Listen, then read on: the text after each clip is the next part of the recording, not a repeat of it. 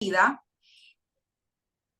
y que se adapte a todo este proceso. Le voy dando la más cordial bienvenida a esta clase, Finanzas en Acción. Recuerden que no va a ser la última, al contrario, vamos a tener sesiones como estas, así como de flash, pero en temas muy específicos. Y para mí me suma mucho cuando ustedes me piden temas. Itamar, quiero que nos enseñes de esto, quiero que nos enseñes de esto otro.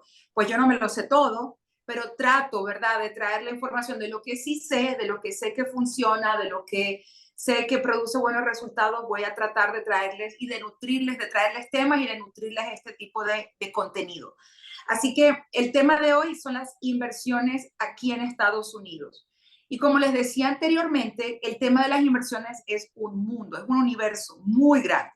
Cuando yo quiero ver en el chat, cuando tú piensas en la palabra inversiones, ¿qué es lo primero que viene a tu cabecita? Cuando tú oyes esa palabra, inversiones, ¿qué es lo que viene? ¿En qué piensas? Inversiones es igual a, dos puntos. Empiecen a poner en el chat. A ver, no todos a la vez. Dejen el café, dejen el vaso de agua. Inversiones, multiplicar el dinero, ok. Propiedades, duplicar mi dinero, súper, ok. Entonces vamos por buen camino. Vamos a hablar de lo que es el mercado de Estados Unidos hoy. Ingresos pasivos. Mira, para Nerusa es ingresos pasivos también. Vamos a hablar de cómo está el mercado de inversiones en los Estados Unidos.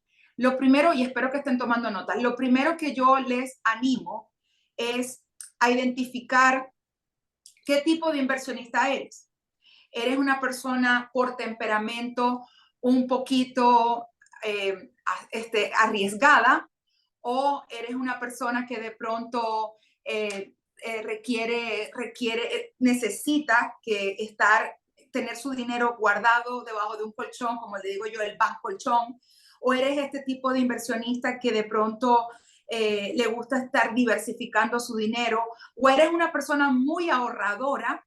¿O eres una persona que, en mi caso, te gusta tomar un poquito más de riesgo? Lo que necesito es que ustedes identifiquen qué tipo de inversionista eres, porque de acuerdo a tu temperamento y de acuerdo a tu personalidad financiera vas a invertir. Una de las cosas que yo recomiendo mucho es no invertir en lo que sea desconocido para ti. No invertir en lo que sea desconocido. Ay, pero Itamar, y no hay un espacio de crecimiento, no hay un espacio de aprendizaje. Lo que pasa es que con el dinero, señores, nosotros tenemos que invertir en lugares donde nosotros lo entendamos y en lugares donde te guste. Les voy a poner el ejemplo de las criptomonedas. Cuando se pusieron de moda la criptomoneda, como le dicen muchos, la moneda del futuro, para mí no fue mi primera estrategia de inversión. ¿Por qué? Porque no me gusta. El mercado de criptomonedas es demasiado volátil y para mi estilo de vida, donde yo no tengo el tiempo de estar averiguando si el mercado subió, si bajó, no es un tipo de inversión que se adapta. Tal vez en esta etapa de mi vida donde tengo niños chiquitos, tengo negocios, tengo una vida bastante ocupada, no es el tipo de inversión con el que más me gusta, con el que más me identifico. A mí me gusta invertir en lugares donde yo lo entienda y que yo lo disfrute. Acuérdense que mi filosofía de vida es tener dinero, multiplicarlo y disfrutar la vida. Si tú no estás disfrutando tu dinero, hay algo que necesitamos hacer con el tema de la organización financiera. Pero todo este tema del dinero es para disfrutarlo. Así que el tema, en mi caso, la criptomoneda no es y hoy no vamos a hablar de criptomoneda. Así que si tú creías que yo te iba a hablar de criptomoneda hoy, esta no es la clase de hoy. La clase de hoy es, de grosso modo, las inversiones en Estados Unidos.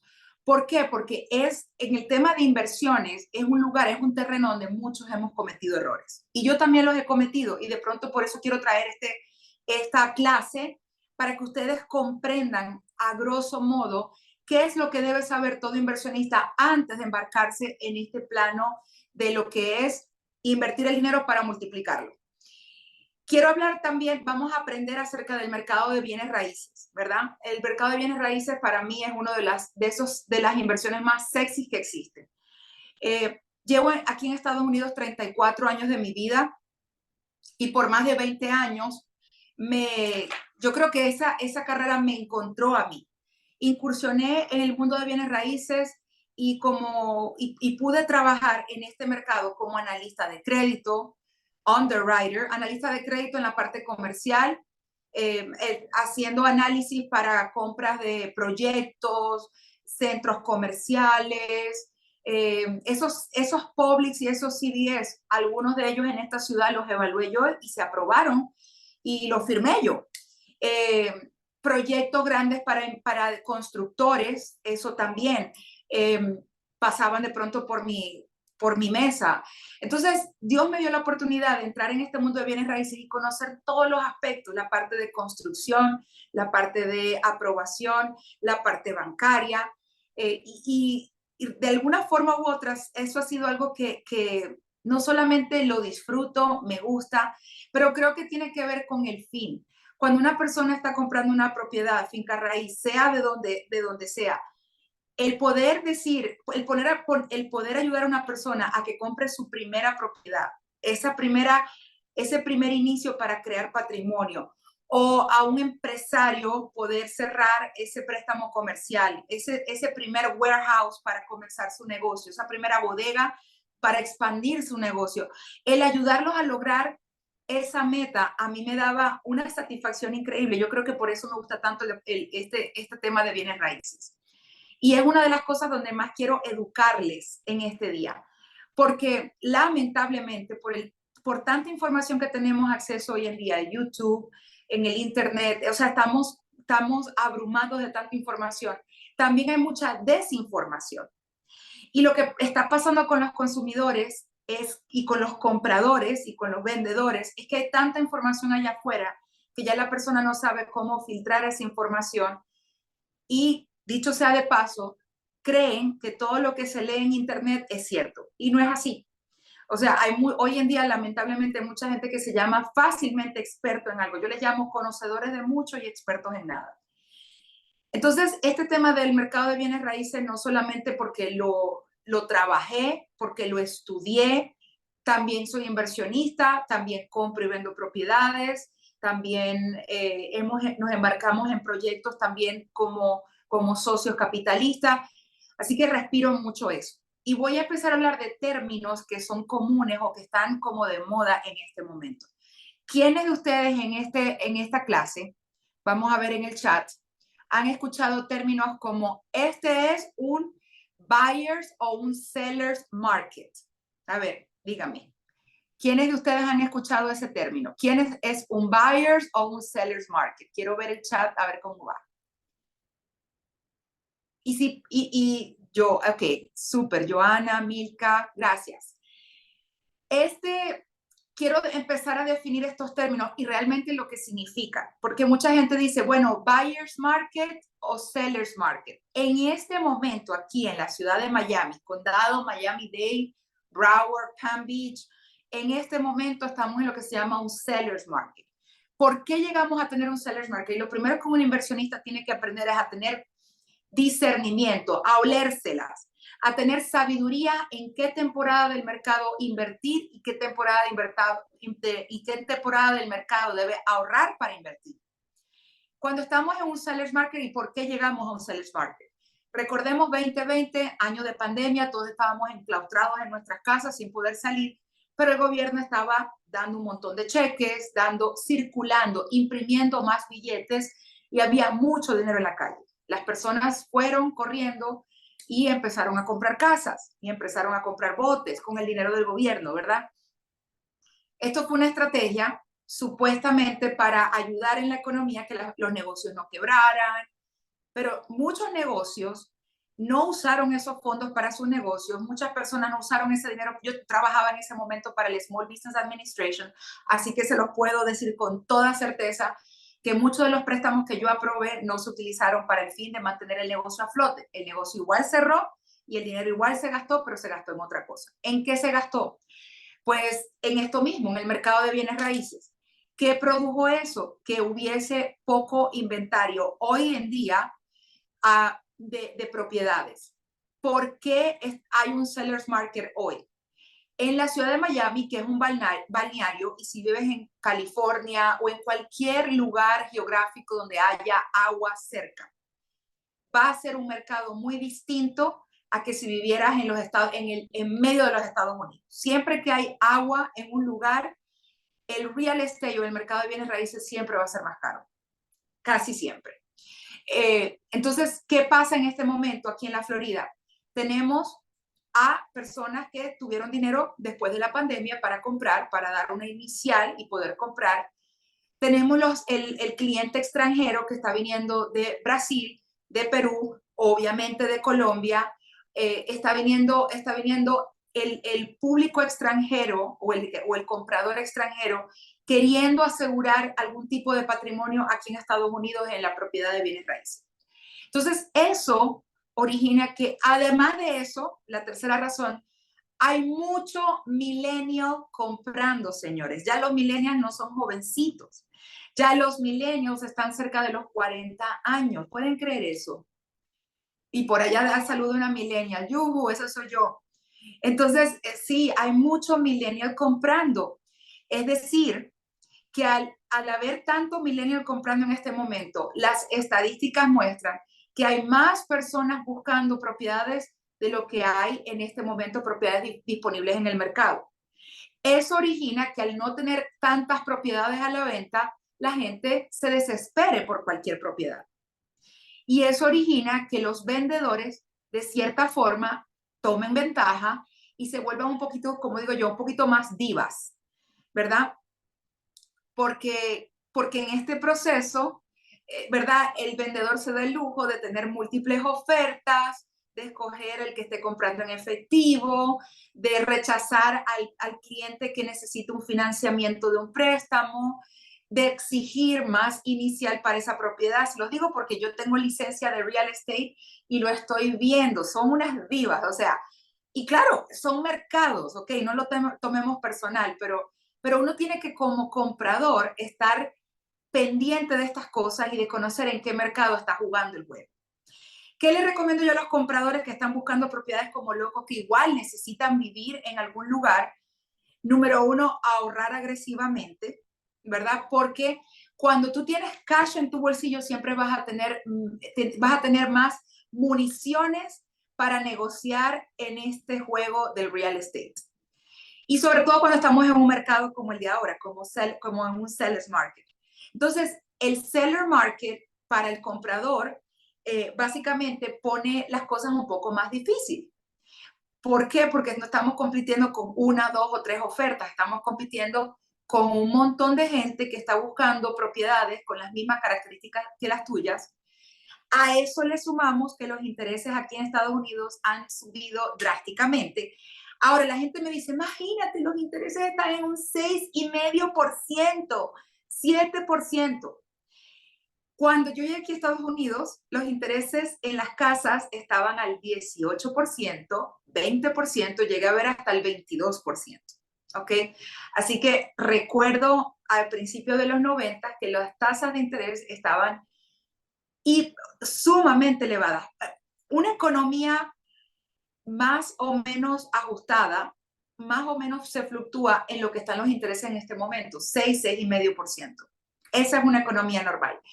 Los que han vivido aquí en Estados Unidos más tiempo y vieron tasas al 2, al 3, al 4%, eso no es una economía real. También es algo que se creó en la economía para poder afrontar lo que veníamos padeciendo de la famosa burbuja del 2010, 2011 y cómo esa crisis del 2010 repercutió, ¿verdad? Para poder salir de esa crisis que duró tantos años. A diferencia de la pandemia, la crisis del 2010 fue un impacto grandísimo para la economía de este país.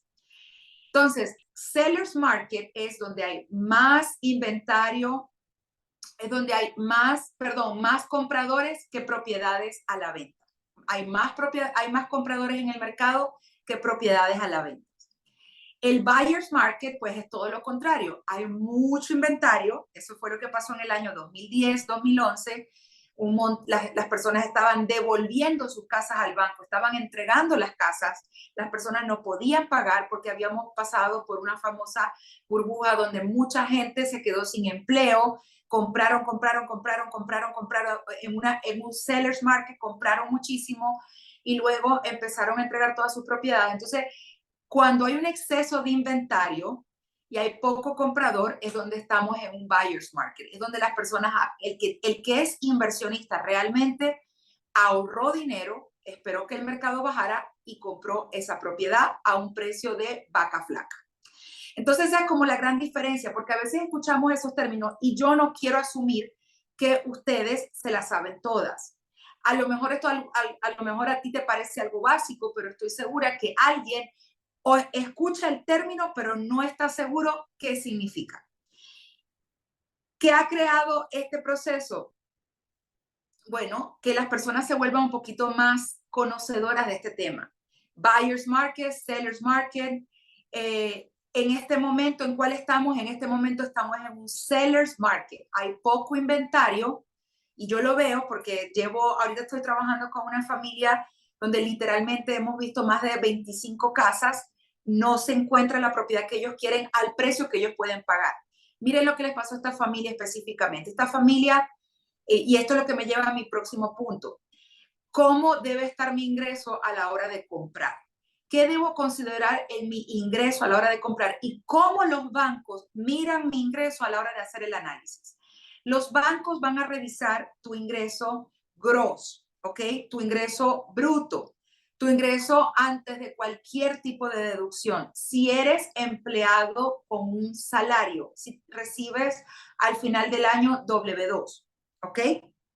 Si recibes una W2, el banco te va a precalificar basado en esa W2 antes de las deducciones de Social Security, Medicare, 401k, seguros, etcétera, etcétera.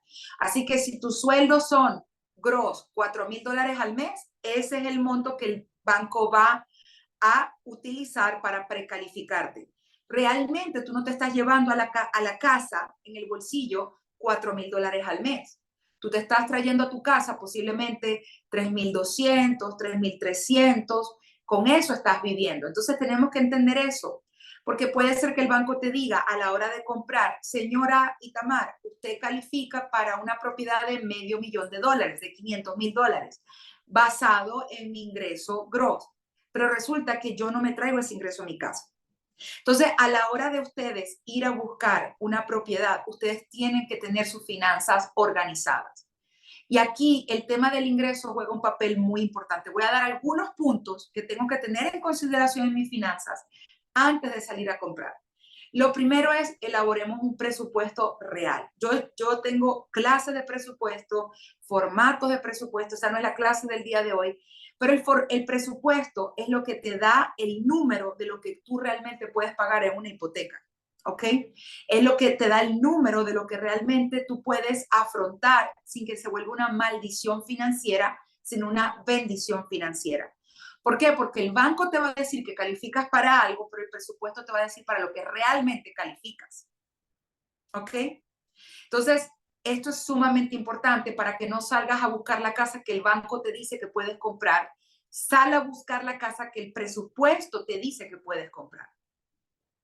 Te voy a hacer un alto porque quiero saber quiénes han cometido ese error en el pasado o quiénes se han metido en una casa que de pronto, no sé, han cometido ese error de creer 100% en lo que el banco les aprueba sin antes haber hecho un presupuesto. No sé si aquí habrá alguno que quiera ser vulnerable. Fanny dice, yo. Claro, y entonces, ¿qué pasa? El banco te dice, yo entro en una casa de $500,000 donde el pago mensual posiblemente estoy cerca de los $5,000 a los intereses que están hoy, ¿verdad? Considerando impuestos, seguro, asociaciones o los famosos HOAs, va a estar cerca de los $5,000 y el banco te dice que de pronto tú calificas para un pago de 7,000 y después te ves hasta aquí ahogado y no sabes por qué.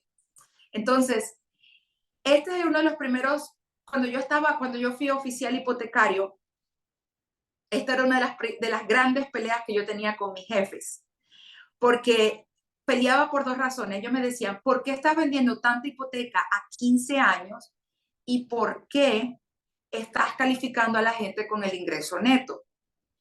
Por eso ya no trabajo para los bancos. De hecho, nosotros tenemos un taller junto con mi mentor que se llama Lo que su banco no quiere que usted sepa, porque los bancos no te cuentan estas cosas. Esa es la libertad de ya no trabajar para ellos, sino que trabajar para mí y poderlos educar a ustedes. Yo lo que hacía antes con mis posibles o mis futuros compradores, les hacía un presupuesto y basado en ese presupuesto, entonces tomaba en cuenta su ingreso neto después de los descuentos para poderlos precalificar. Y sí me gustaba precalificarlos para hipotecas a 15 años, porque yo considero que la primera estrategia de inversión en la que tú te embarcas es tu primera casa. Ese es como el primer pasito de un inversionista para comenzar a construir patrimonio. Así que si podemos lograr que tú entres a esa primera casa, praise the Lord, o sea, hacer todo lo posible también para entrar en el mejor programa posible. Le voy a hablar en el tema del ingreso, no solamente de cómo los bancos los califican, pero qué son los debt to income ratios y qué son los housing ratios. Son dos porcentajes que los bancos miran mucho. El housing ratio es básicamente para estimar o para saber si está sufriendo lo que se conoce en este lingo bancario, que a mí me gusta educar al cliente también, para que no los mareen con tanta sigla, para que o sea, que se conoce en este proceso del payment shock. O sea, una persona viene pagando $1,800 de renta, el banco quiere determinar cuál es el incremento, cuánto le afecta al bolsillo de esa persona en salir de una renta de 1,800 a una casa de 2,500. Y eso ellos lo miran mucho en cuanto a porcentaje. Así que es súper importante que si tienes una renta bajita y te estás mudando a una propiedad donde vayas a pagar 2,500, donde vayas a pagar más, que le puedas demostrar al banco que eso no va a ser un golpe para tu bolsillo, por decirlo así. ¿Ok? Ese es uno de los porcentajes que miran muchísimo.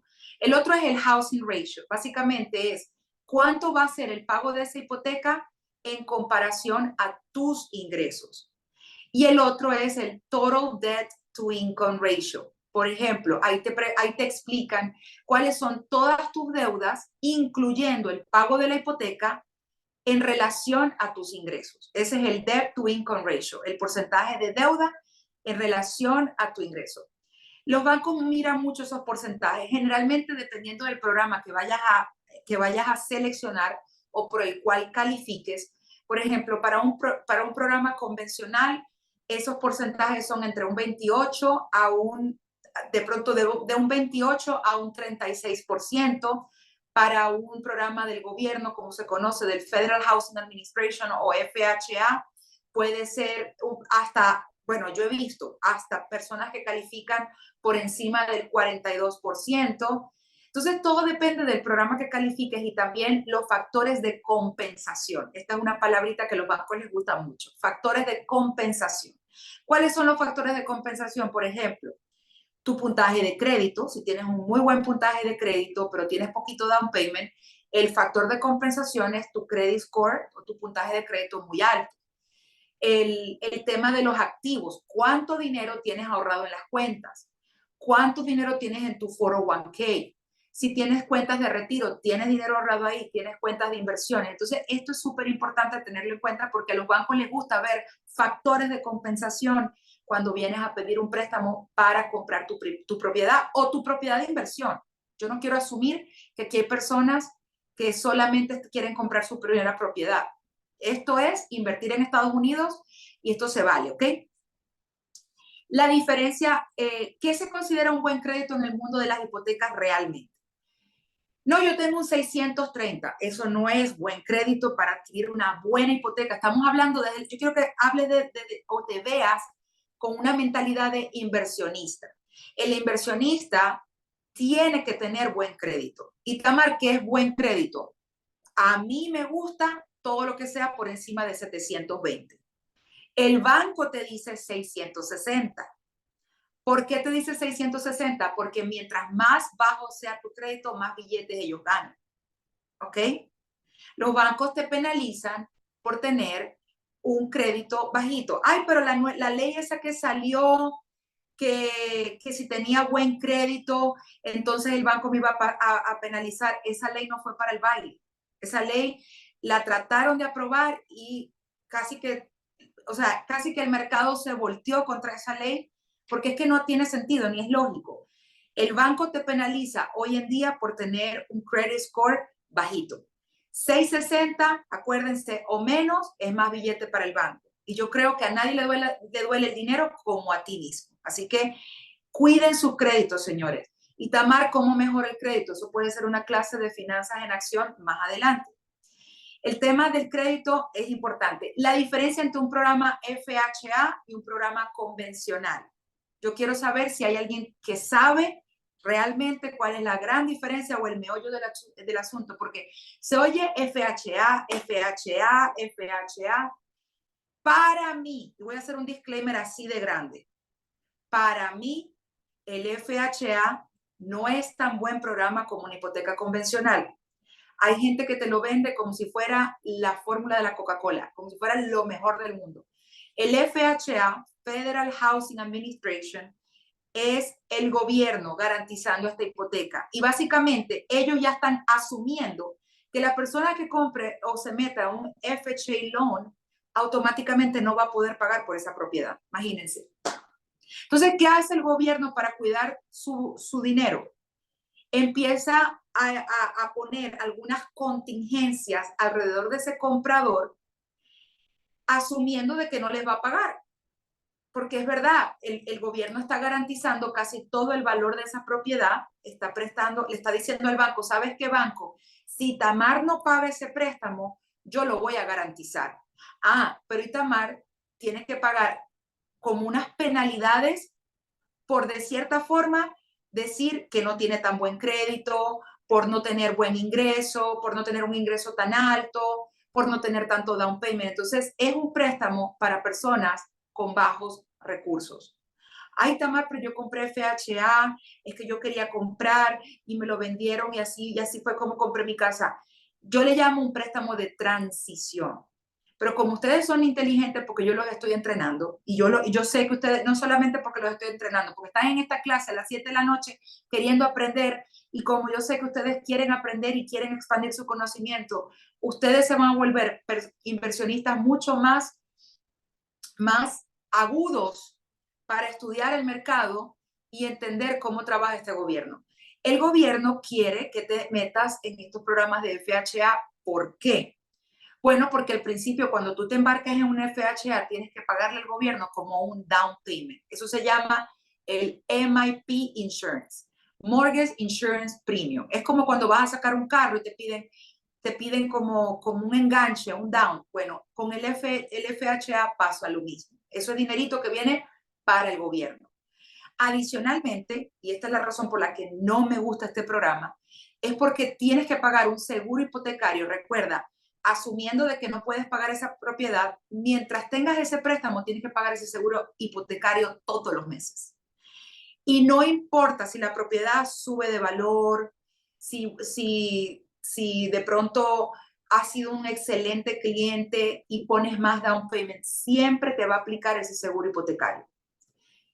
Entonces, realmente cuando lo comparas a otros programas que hay allá afuera en el mercado, no es tan buen programa. Lo que pasa es que las personas que originan, las personas que hacen FHA o que son brokers intermediarios para hacer esos programas, ganan muy buen dinero. ¿Ok? Yo también tengo mi licencia de lender y cuando yo veo que tengo un cliente con muy buen crédito, con un sueldo, con un salario bastante estándar, con un buen down payment, yo no les proceso ese préstamo, los envío los canalizo a que hagan un préstamo convencional. Y la gran pregunta, ¿por qué? ¿Cuáles son las ventajas que para mí tienen el préstamo convencional? Bueno, que te puedes embarcar en un préstamo donde puedes remover el seguro hipotecario después de los 2 años si has pagado al día y si la propiedad ha subido de valor un 20%. ¿Ok? Entonces, el convencional siempre tiene sus diferencias, es un poquito más exigente, pero si eres un cliente estable, con buen crédito, una buena inicial, y cuando hablo de buena inicial, no tiene que ser algo tan grande. Con el convencional, yo he hecho préstamos a personas con el 5% de inicial. Perfectamente. Y comienzan con su mortgage insurance también, porque todos los programas de hipotecas te requieren todas las hipotecas, perdón, el banco te presta por encima del 80%, siempre te va a aplicar un seguro hipotecario, pero el del convencional es mucho más barato que el del FHA. Esa es la gran diferencia entre estos dos préstamos que son garantizados por el gobierno. El FHA es directamente garantizado por el gobierno. Fannie Mae, Freddie Mac, estas son entidades que garantizan parte de estos préstamos. Así que esa es la gran diferencia. Cuando vas a solicitar el crédito, cuando vas, bueno, ya hablé de tener un presupuesto antes de solicitar el crédito y no irte por lo que el banco te dice, sino por lo que tu presupuesto te dice. ¿Cuándo, Itamar, comprar? ¿Cuándo debo comprar? Bueno, yo digo que esto no es una respuesta absoluta. Cada casa es un mundo. Pero the rule of thumb, ¿verdad? La regla de oro es, si tu hipoteca va a ser la misma cantidad que tu renta, considera comprar rápido. Ay, no, Itamar, pero es que mi renta, yo estoy pagando ahora $2,000 de renta en una propiedad de 4 cuartos y 2 baños. ¿Ok? Eso está muy bien. Para una ciudad como Miami, $2,000 de renta está excelente. Pero resulta y acontece que el dueño de esa casa, porque estamos en un seller's market, quiere vender la casa y sacarle dinerito a esa propiedad, o de repente te está subiendo la renta de $2,000 a $5,000, como vi una persona que le pasó. En ese caso, tuvimos que salir corriendo a buscar una propiedad porque obviamente esa persona ni podía pagar los $5,000 y podía comprar fácilmente una propiedad por menos dinero al mes y que fuese suya, que fuese propia. Entonces, a veces no es algo tan complicado, simplemente es analizar el mercado y tener la paciencia. No porque todo el mundo esté comprando, es tu tiempo para comprar. A veces lo que es preferible es que ahorres, pero intencionalmente y agresivamente. ¿Para qué? Para poder comprar en unos meses y tú tener una mejor posición económica. Ahora les respondo preguntitas. Vayan poniéndolas ahí que les prometo repasar el chat y devolverme al chat para eso. Entonces, una de las cosas que quiero como dejar bien claro, los bancos siempre van a analizar un préstamo desde las 4 Cs. Obviamente el crédito, ya les hablé de crédito, 630 es bajito, 660 sigue siendo bajo, sigue siendo bueno, pero bajo. Eso quiere decir que si estás en 660 vas a tener una penalidad en la tasa de interés, es decir, vas a tener un interés más alto. ¿Qué es lo ideal? Por encima de 720. ¿Qué cosas pueden estar afectando tu puntaje de crédito? Bueno, a lo mejor tienes un exceso en tarjetas de crédito. Tal vez no tienes mucha deuda, pero tienes muchas tarjetas abiertas a tu nombre. No las cierres. Deja que el acreedor te las vaya cerrando solita. Pero mantente por lo menos con 2 tarjetas de crédito. Y 2 tarjetas de crédito de bancos reconocidos. ¿Ok? Eso es como la regla general. Paga cosas a tiempo. Yo creo que lo más importante para tener un buen crédito es pagar a tiempo o pagar antes de la fecha de pago. La capacidad de pago, ya les expliqué cuáles son los ratios, el debt to income ratio, el housing ratio, son esos porcentajes que los bancos siempre van a estar observando en tus ingresos para asegurarte de que no sufras de un payment shock. El colateral, Itamar, pero ¿qué es el colateral? Pues la propiedad que estás comprando. Y aquí en Miami eso es otro curso aparte, el tipo de propiedad que estoy comprando.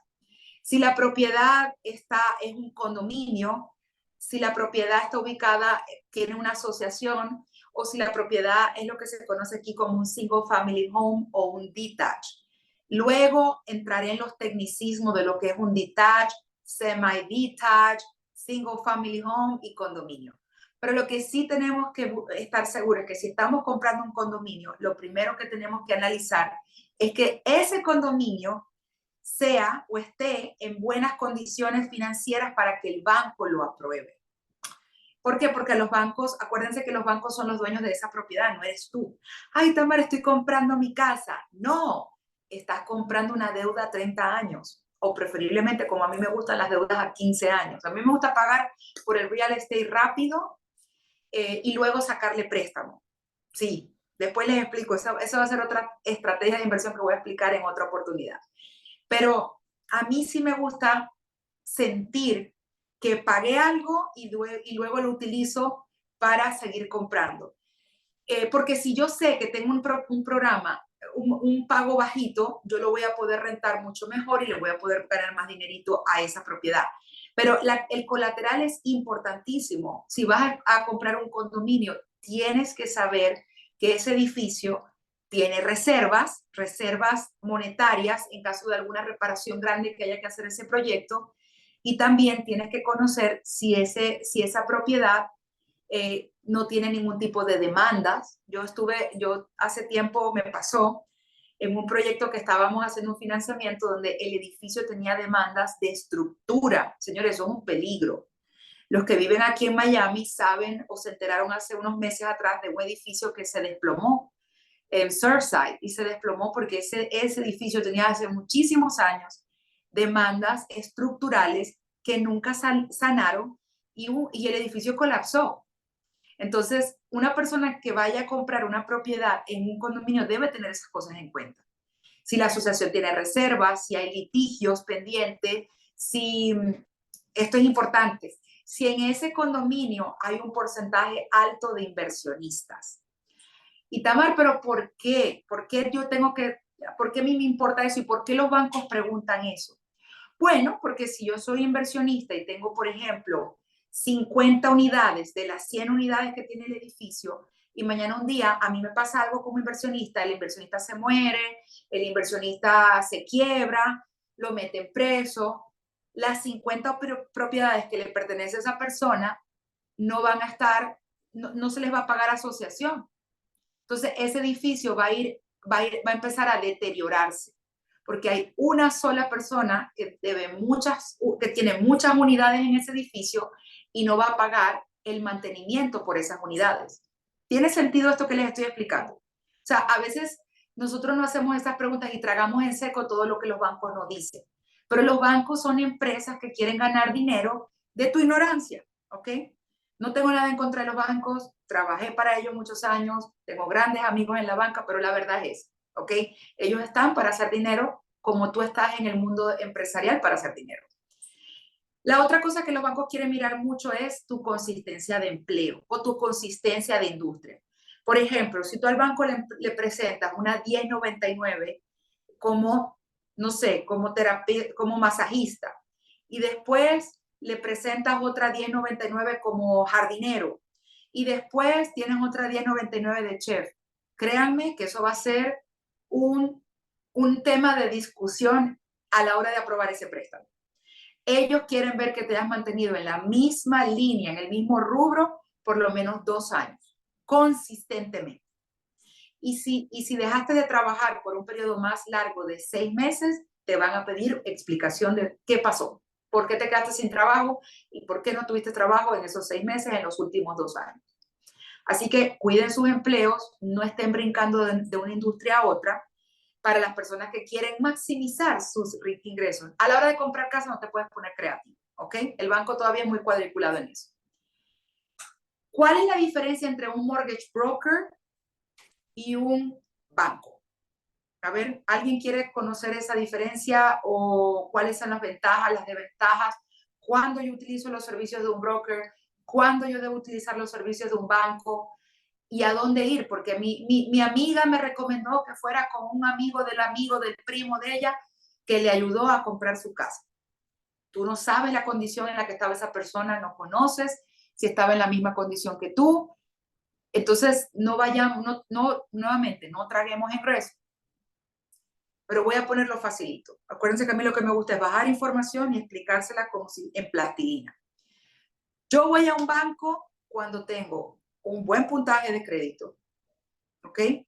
Y cuando hablo buen puntaje de crédito, aquí sí califica el tema del 660.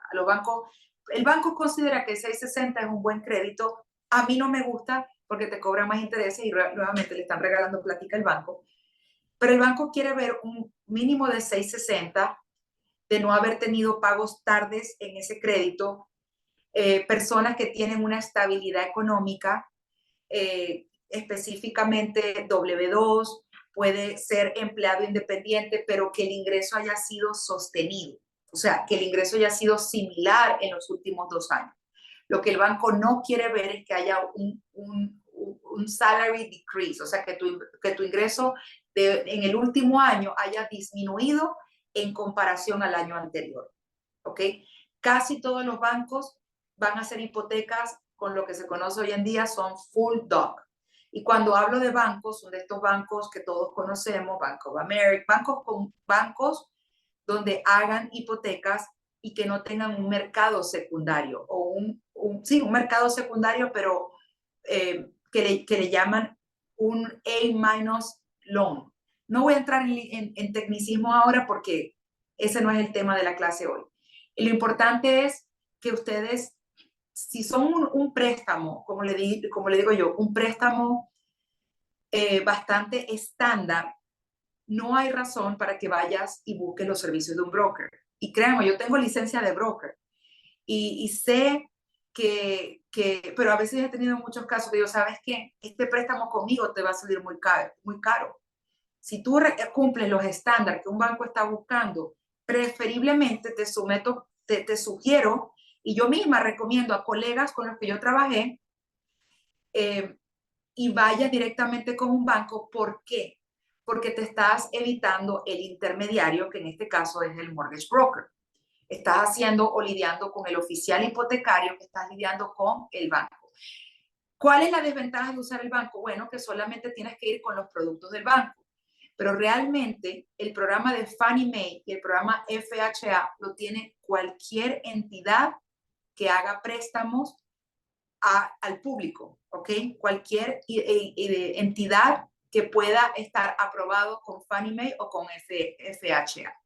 Lo que pasa es que cuando vas al banco directamente, el banco te va a pedir mucha documentación, no mucha documentación, lo que les acabo de pedir. El ingreso, los impuestos, el crédito, y en este caso los bancos van a ser un poquito más exigentes. Pero a manera de inversión, esta es la forma más barata de hacerlo, yendo al banco directamente. Entonces, el broker, por ser un intermediario y poder negociar con más de un banco a la vez, te cobra una comisión por la transacción. Normalmente es el 1%, 2%, yo he visto hasta el 3% del valor de ese préstamo. Entonces, tengan en cuenta qué tipo de inversionista eres. Si eres una persona vamos a ir al otro extremo, como me pasó con una clienta con la que estoy trabajando un proceso de mentoría. Ella me decía, yo no puedo comprar mi casa porque mis taxes, ella es empleada independiente, me dice, mis taxes son muy bajitos, Itamar. Aunque yo gano mucho dinero a nivel de cash flow, a nivel de flujo de caja, a la hora de reportar mis impuestos son muy bajos. Ella es empleada independiente, es dueña de varios restaurantes en otra ciudad. Y yo le dije, dame los estados bancarios de tu restaurante y quiero ver cuál es el movimiento ese del que tú me dices. Y en efecto, esa mujer estaba recibiendo una cantidad de dinero bastante grande hacia su negocio y su negocio pagaba por la mayoría de los gastos de esta persona. Entonces, esta es una persona, en este caso, que sí califica para ir a través de un mortgage broker, porque el mortgage broker tiene acceso a diferentes programas que no solamente se enfocan en mirar la declaración de impuestos o el salario de esta persona, sino que puede mirar otros factores de compensación de los que les hablé al principio, en este caso los estados bancarios del negocio, incluso realizar una hipoteca basada en esos gastos, en esos estados bancarios y en el ingreso que el negocio percibe y no en el ingreso que ella recibe personalmente. Así que a mí, a nivel de inversión, miren, yo puedo pasar horas hablando de real estate. Amo el mercado de bienes raíces, lo conozco bien, soy inversionista, tengo licencia de real estate y de lender. ¿Por qué? Porque me gusta estar al tanto en las leyes, me gusta no dejar dinero en la mesa a la hora de hacer transacciones y me gusta educar a mi comunidad. La otra estrategia de inversiones, pues, es la bolsa de valores. Y hay varias terminologías eh, que yo quiero enfatizar, porque a veces nosotros nos perdemos en el lingo. A veces nos marean, ¿verdad? Los asesores financieros nos marean con estos términos que parecen elevados, pero no lo son. Entonces, Esto quiero pasar cerrando el tema de bienes raíces. Es más, déjenme antes de pasar al otro punto, ver las preguntas que tengo en el chat y las voy respondiendo. Una persona que haga sus taxes de dos maneras, ¿cuál usaría para comprar? Milka, no, yo quiero que me elabore un poquito más esa pregunta porque no sé de cuáles las dos maneras. Yo sí entiendo que hay una sola manera de hacer impuestos y es declarar lo que te ganas, el ingreso que entró, poner los gastos que te hiciste y con un ingreso neto es que vas a comprar. Así que si me das más información en esa pregunta, te lo voy a agradecer a ver si te puedo contestar.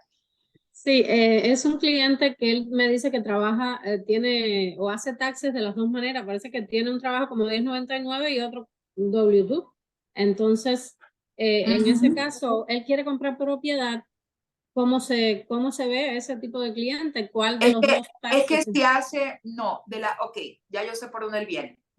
Si Ujú. hace impuestos, él, en la declaración de impuestos, si él gana por W2, él hace una 1040.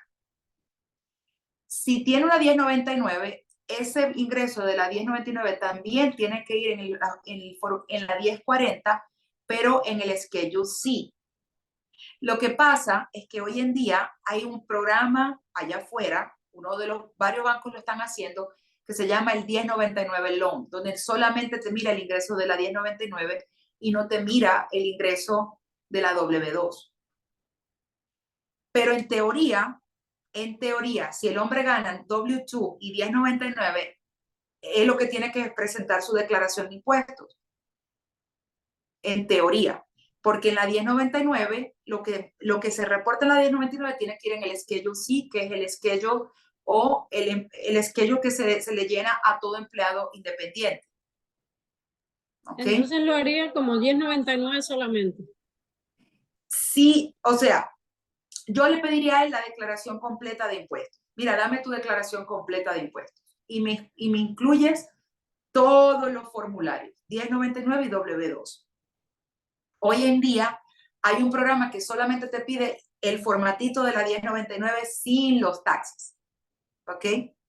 Sin los taxes. Pero donde se reporta ese ingreso 1099 es en la 1040, es en los taxes en el Schedule C. Entonces, todo depende cuál es la situación de este cliente. O sea, a este cliente yo le haría un montón de preguntas. Dame tu 1099 y dame tus taxes. Y de ahí empezar a desbaratar esos taxes, por decirlo así. A ver qué es lo que está reportando en su ingreso de salario. Me imagino que él recibe un salario y que el empleador le paga una 1099 por el otro lado. En el caso de ganar con 1090, a ver, yo no sé si te respondí, Milka, pero si quieres después Sí, sí. me da más Sí, información, gracias. porque esto es algo muy puntual. Esto me imagino que el hombre en la declaración de impuestos a esa 1099 le pone un montón de gastos y no le queda nada. No sé, realmente no me los ha enviado, pero cuando le hice algunas preguntas para la precalificación, me dijo así, me dijo, yo hago los taxes de dos maneras. Entonces, le dije, bueno, envíamelos para ver y verlos con un lender que me Estoy explique más, casi porque segura que cuando te digo eso es porque la 1099 a lo mejor le puso mucho gasto y no le queda nada. Dígale, señor, me da por favor los taxes, deme sus taxes completos. Y de ahí uno como profesional empieza a tomar esas decisiones. Este, pero bueno, después si quieres me escribes y te puedo ayudar en eso. En el caso de ganar con 1099, ¿qué se toma? ¿El gross o el neto? Sí, dependiendo del tipo de programa. Hay programas que solamente te toman el gross de la 1099, hay otro programa que te pide la declaración de impuestos y utiliza el neto. O sea, lo que reportaste en la 1099 menos los gastos de transporte, gasolina, uniforme, licencias y demás. Para empezar a invertir en bienes raíces, ¿es necesario hacer un préstamo o tienes que salir de todas tus deudas? Uy, qué excelente pregunta y esto me llevaba a mi próximo punto, Cliver. A mí me gusta que salgas de deuda y después inviertas. El error común de mucha gente es que se manda a invertir para pagar deudas. Entonces no le vas a ver nunca el queso a la tostada, o sea, nunca vas a ver el resultado de esa inversión. Yo lo hice de esa forma, empecé a salir de deudas y compré mi casa. pero después que pagué $1 millón en deudas, empecé a invertir. ¿Por qué? Porque voy al siguiente punto, que es el mercado de la bolsa y los stocks. El error común de un inversionista rookie o prematuro, o un inversionista que está aprendiz, es que cree que va a ganar dinero de una. Y realmente cuando tú empiezas a invertir, tú tienes que empezar a invertir con dinero que estás dispuesto a perder. ¿Ok? Entonces, esta es una de las primeras características de un inversionista que no sabe a ciencia cierta qué hacer con su dinero. Tú no inviertes para salir de deudas, tú sales de deudas para invertir. Anoten esa frase. No inviertas para salir de deudas, yo debo salir de deudas para invertir.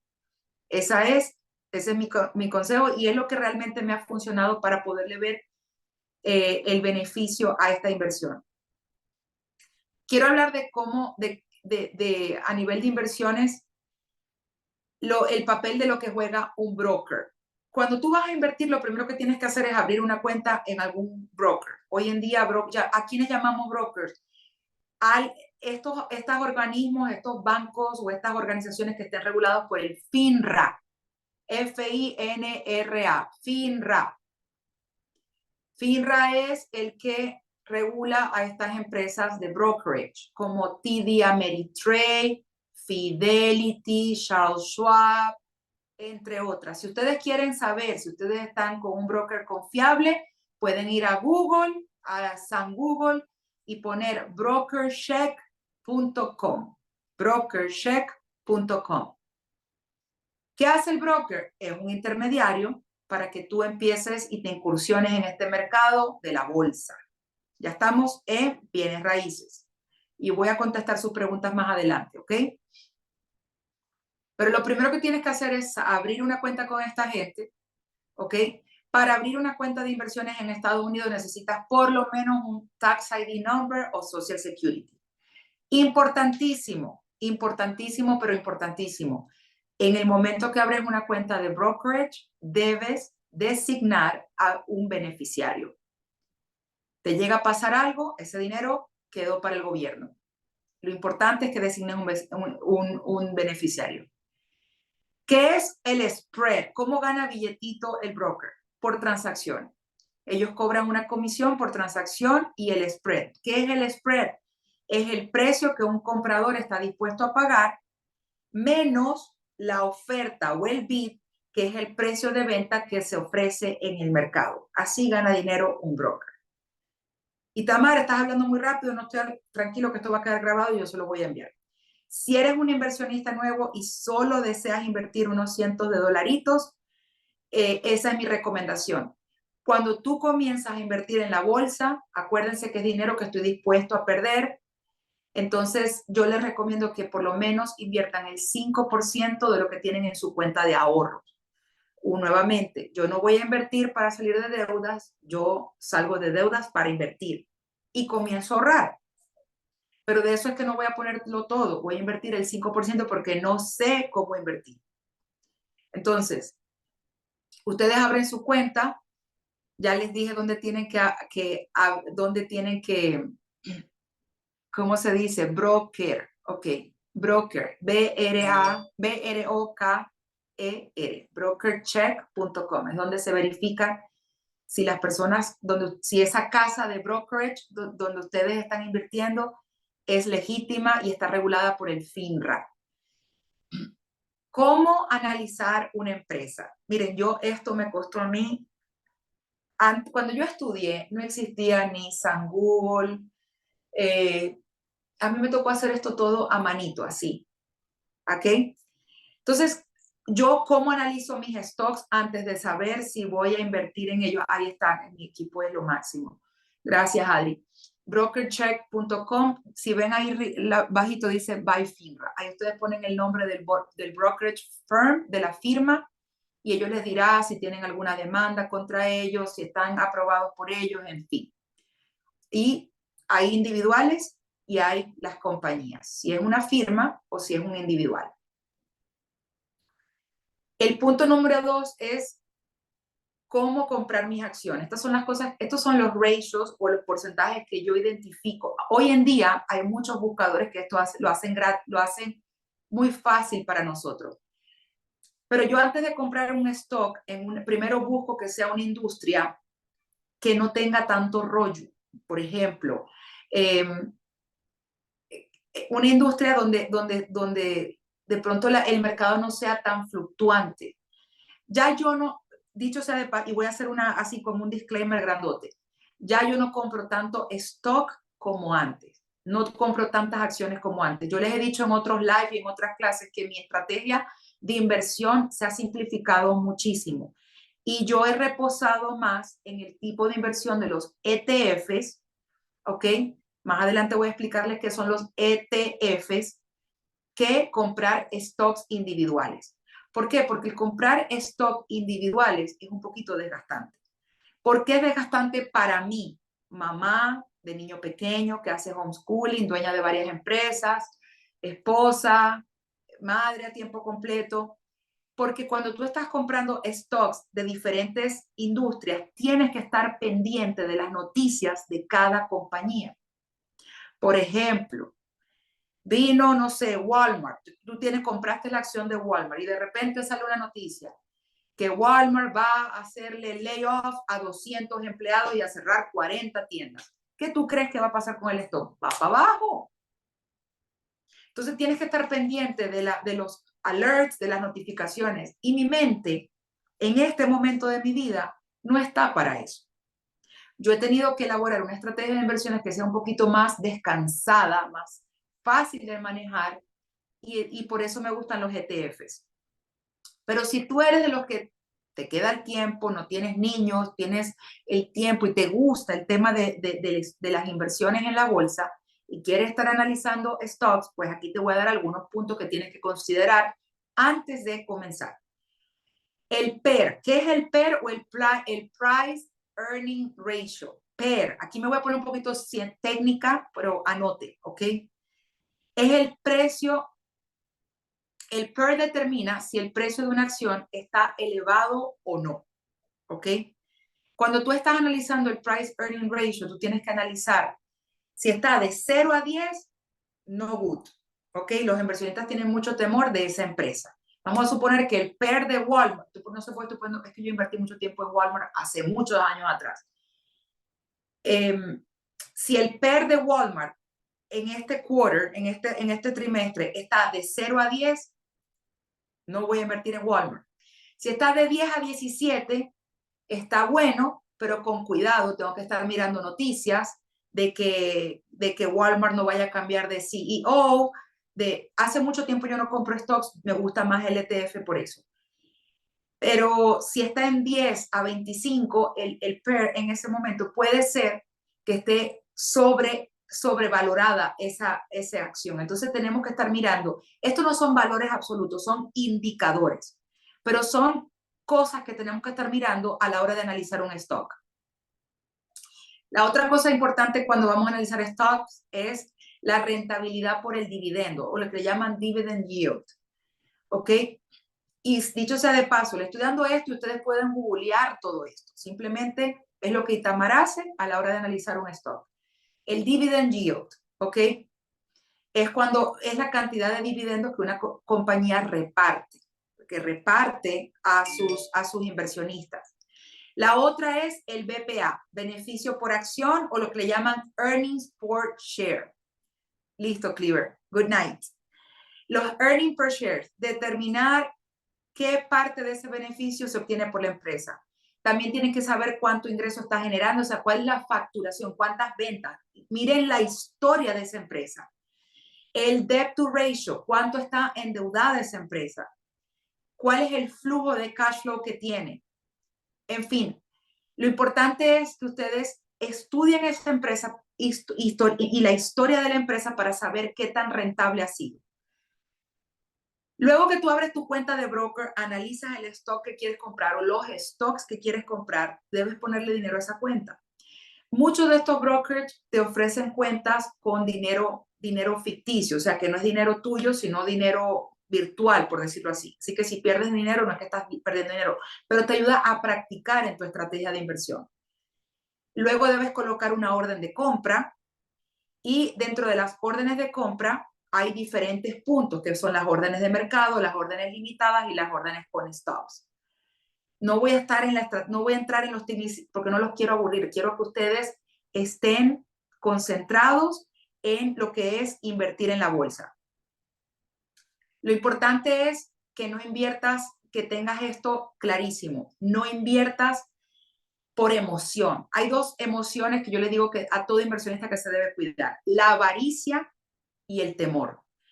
A veces pensamos que nos está yendo muy bien en una inversión y queremos y ponemos más capital y resulta que terminamos perdiéndolo todo. Yo estuve ahí. La otra parte es que nos enfrascamos con un stock, no, que con este stock me fue súper bien y resulta que y estás perdiendo dinero, y tienes que saber cuándo salirte de la jugada para que dejes de perder dinero. Así que tienes que tener en cuenta eso, no metas tus emociones en esta inversión. Ponte límites, hasta dónde estoy dispuesto a perder en el mercado. Porque recuerda, esto es dinero que no necesitas para vivir, es dinero que te puedes dar el lujo de perder. Otra cosa importante, arma la estrategia. ¿Cuál es el dinero? ¿Cuál es mi porcentaje de pérdida? Y en qué momento, si estoy ganando, esto es como el casino.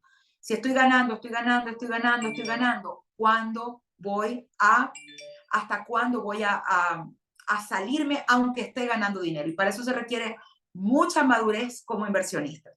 Estoy ganando, pero ya gané lo suficiente. Esta es una pregunta que todo inversionista se debe hacer. ¿Cuánto es suficiente? Entonces, es sumamente importante que no te impacientes, que entiendas que el tema de las inversiones es algo que toma tiempo a largo plazo. Así que es vital que en este tiempo como para invertir en Estados Unidos, definas cuál es tu estrategia, organices tus finanzas, salgas de deudas, ahorres y sobre todas las cosas, por favor, nuevamente se los digo, voy a estar financieramente saludable para invertir y no voy a estar a invertir para estar financieramente saludable. Debes tener tus finanzas en orden porque nuevamente todo dinero que inviertas, así sea en bienes raíces, es un dinero que estás arriesgando en el futuro. No sé si tienen alguna otra pregunta para ir cerrando. Déjenme ver si contesté. Me gustaría tu propiedad de préstamo en Miami. Anairus, no me gusta Hometowns for Heroes. No me gusta. Eso es un préstamo, es una segunda hipoteca y los intereses ahorita para ese programa están un poquito caros. Creo que hay otras opciones de financiamiento y puedes lograr comprar la propiedad. Así que veo que no tienen más preguntitas por acá, pero voy a ir cerrando. La próxima clase se las voy a estar anunciando. ¿Qué tipo de cuenta de inversión recomiendas para los hijos? ¿Qué tipo de cuenta de inversión recomiendas para retiro? Oh, Dios mío. ¿Qué opina? Me gusta Vanguard Group como broker. I like that. Para los hijos, hay una estrategia de inversión. Lo que pasa es que si eres self-employed, si eres dueño de tu propia empresa, tú puedes contratar a tus hijos como empleados, pagarles hasta $13,000 y les puedes abrir una cuenta de retiro a tus hijos. No sé si sabían eso. Ustedes pueden abrir una cuenta de retiro a sus hijos. ¿Qué tipo de cuenta de inversión recomiendas para el retiro? Yo tengo varias y no tengo un IRA porque los IRA, las cuentas de retiro, las cuentas de inversión de retiro tienen límites de ingresos. O sea, que si tú ganas más de cierta cantidad de ingresos, no puedes tener ese tipo de cuenta. Además, esto no te lo puedo responder así puntualmente, tendría que analizar todas tus finanzas para decirte cuál. Porque, por ejemplo, la que me funciona a mí posiblemente no te funciona a ti. Yo tengo otros objetivos y eso va también muy relacionado a la edad que tengas. Pero de Vanguard, me gusta Vanguard. Muy estable, lleva muchos años, históricamente lleva muchos muy establecido. Entonces, si quieres después podemos hacer una llamadita aparte y te digo mi perspectiva al respecto de qué cuenta de inversión para tus hijos. Tú le puedes abrir una cuenta de retiro a tus hijos y tú puedes también, el tipo de cuenta de inversión que recomiendo para retiro, a mí me gustan los ETFs, me encantan los ETFs como estrategia de inversión. Así que no sé, veo otra cuentita, a ver, otra pregunta. Bueno, creo que ya les respondí las preguntas que teníamos pendientes. Miren, como les digo, esto es un mundo. Yo hoy quería hacer como una introducción a este tema de inversiones. Después vamos a entrar a los tecnicismos. Vamos a hablar de los diferentes tipos de cuentas de inversión, que la diferencia entre un Roth IRA y un Traditional IRA. Vamos a hablar del 401k, qué tenemos que mirar en el 401k, cuáles son las estrategias de inversión dentro de los 401k. Yo no tengo licencia de inversión, de inversionista, ni de asesor financiero, ni la voy a tener porque no me gusta. Pero les estoy hablando de las cosas que me han funcionado y las cosas que no me han funcionado. Lo que sí quiero decirles es que si ustedes están buscando ahorrar dinero, lo automaticen y lo coloquen en cuentas como Acorn, Robinhood. A mí me gusta mucho Acorn porque es un ETF y el ETF es como un compendio de muchas inversiones. ¿Ok? Es un compendio de muchos tipos de inversiones.